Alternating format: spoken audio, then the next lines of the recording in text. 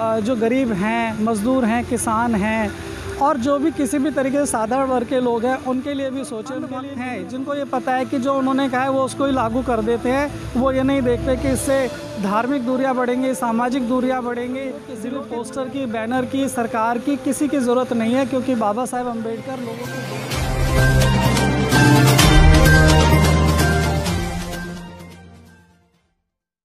जय भीम, नमो बुद्धाय। साथियों, आज हम दिल्ली के 26 अलीपुर रोड पर, जहां पर परम पूज्य बाबा साहब ने अपने जीवन की अंतिम सांस ली थी, और मेरे साथ में है एक बहुत ही जुझारू, कर्मठ और मैं कहूंगी कि हमेशा समाज में तत्पर और समाज में एक ही आवाज पर खड़े होने वाले, दिल्ली में वाइस प्रिंसिपल की पोस्ट पर काम कर रहे हैं सुरेंद्र पाल बोस जी। तो आइए जानते हैं उनसे कि आज का जो दिन है उनके जीवन में कितने मायने रखता है।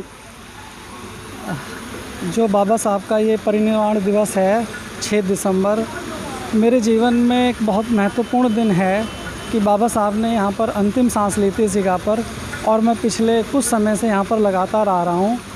और सबसे बड़ी बात यह है कि हम मेरे दुख का कारण है, दुख का विषय है कि भाई बाबा साहब हमारे बीच में नहीं हैं, लेकिन उनके जो विचार हैं, जो संविधान के रूप में उन्हें हमें दिए हैं, वो हमारे देश के लिए एक बहुत अनमोल निधि है जिसको हमें उसे लागू करना चाहिए। और मैं भी उनके इस विचार से, जो समानता, बंधुत्वता और जो सभी सबसे बड़ी बात यह है कि जो उन्होंने भारतीयता का संदेश दिया है कि ना किसी भारत को ना जाति में बांधा है, ना धर्म में बांधा है, ना क्षेत्र में बांधा है, ना बोली में बांधा है, और सबको एक ही सूत्र में बांधा है, भारत के और सभी भारतीय हैं। तो मैं भी इसी उनके उद्देश्य को पूरा करने के लिए, उनसे प्रेरणा लेने के लिए कि भारत में अमन हो, चैन हो, शांति हो, भाईचारा हो, इस सब को प्राप्त करने के लिए, प्रेरणा लेने के लिए यहाँ पर आता हूँ मैं।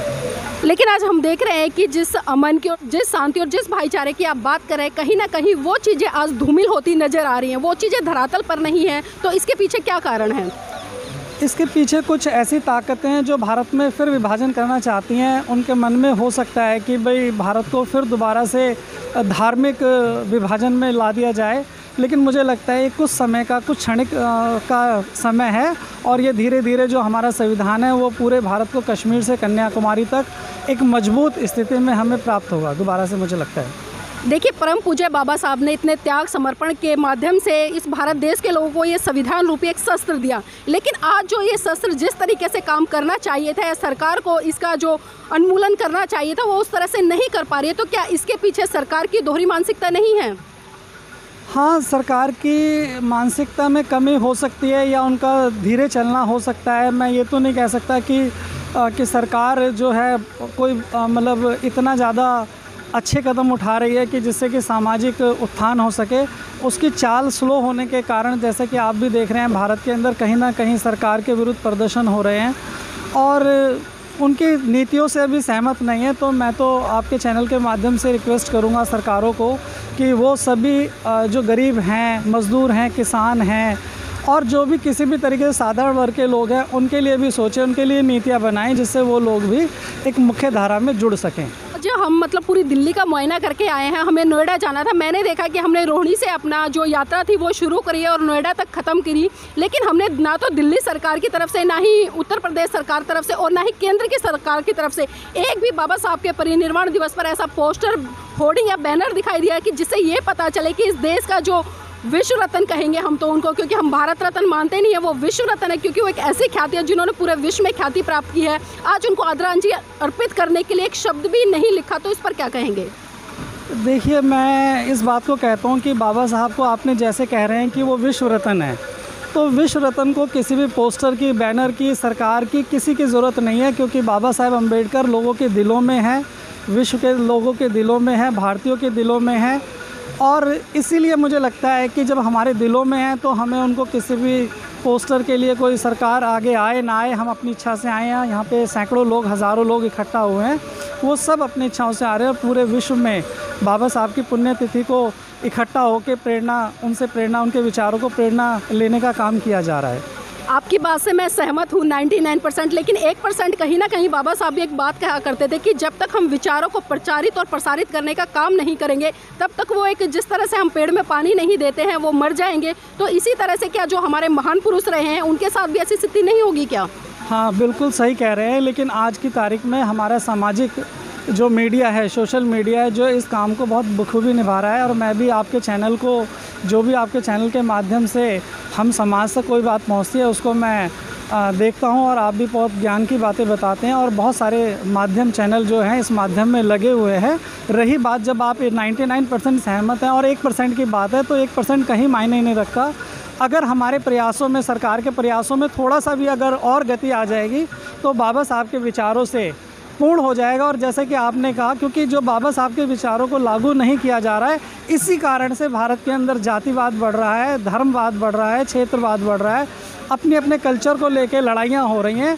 जबकि कश्मीर से कन्याकुमारी और गुजरात, असम, सारा का सारा भारत, चाहे तमिलनाडु हो, चाहे हमारे पास आंध्रा हो, कर्नाटक हो, साउथ हो, उत्तर भारत हो, दक्षिण भारत हो, पूर्वी भारत हो, पश्चिम भारत हो, वो तभी पूरी रूप तरीके से लागू हो सकता है जब हम संविधान के उद्देश्यों को लागू करें और दिल से लागू करें। जी, मैं जाते जाते एक सवाल और लेना चाहूँगी, और ये सवाल तकरीबन मैं बहुत सारे साथियों से पूछ चुकी हूँ, तो आपसे भी ये सवाल रहेगा, भक्त और अनुयायी में क्या फ़र्क है? जो भक्त हैं वो केवल अपने तर्क का, बुद्धि का प्रयोग नहीं करते हैं, और अनुयायी जो हैं वो इस बात का देखते हैं कि ये तर्क की कसौटी पे उतरते हैं कि यह समाज के रूप में अगर मैं इस बात को लागू कर रहा हूँ तो समाज को कितना फ़ायदा है, अगर वो मतलब अगर हम उसको करते हैं तो लोगों के लिए कितना भलाई के लिए है।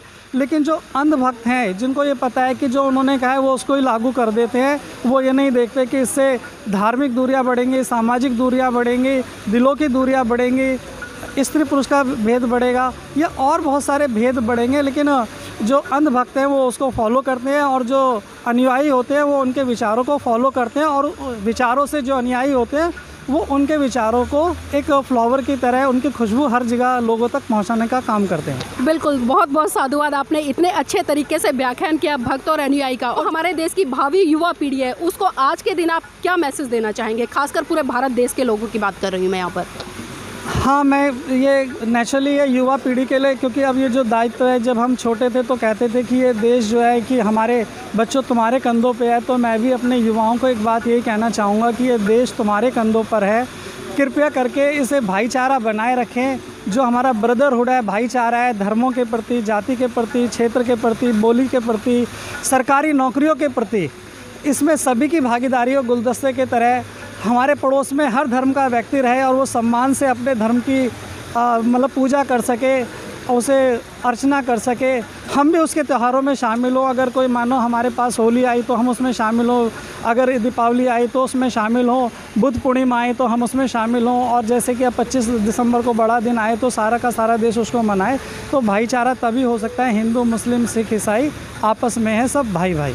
बिल्कुल, बहुत बहुत धन्यवाद एसपी बोस जी के। मेरे साथ में रमेश बोस जी हैं, जो कि बहुजन मूवमेंट से काफ़ी लंबे समय से जुड़े हुए हैं और बौद्धिज़्म के प्रचार व प्रसार के लिए बहुत अच्छे तरीके से काम करते हैं, और स्कूल में भी छात्र छात्राओं को बहुत अच्छे तरीके से जो हमारी आने वाली पीढ़ी है उसको सच्चे इतिहास से रूबरू कराने का काम करते हैं। तो इसी कड़ी में हम उनका स्वागत करेंगे। बहुत बहुत स्वागत है रमेश जी आपका।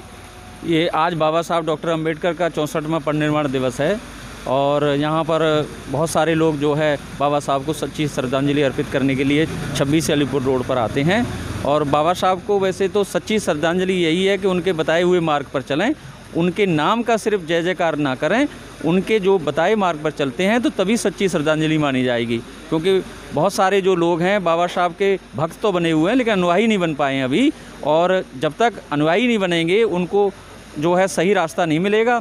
और वैसे बाबा साहब ने जो है बुद्धिज़्म का रास्ता बताया है कि हमें हर हालत में बुद्ध के धम्म की ओर आगे बढ़ना है, और वही हमारा जो है अंतिम लक्ष्य होना चाहिए।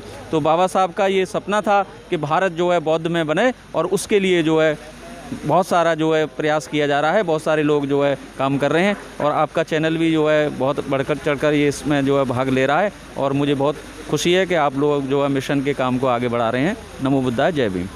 Thank you. भाईचारा तब तक स्थापित नहीं हो सकता देश में जब तक हम बंधुता, भाईचारा और मैत्रीपूर्ण एक दूसरे के साथ में व्यवहार नहीं करेंगे, और एक दूसरे के धर्म को उतने समानता से नहीं देखेंगे जितने हम अपने धर्म को देखते हैं। तो आज की इस कड़ी में जुड़ने के लिए आपका बहुत बहुत स्वागत है।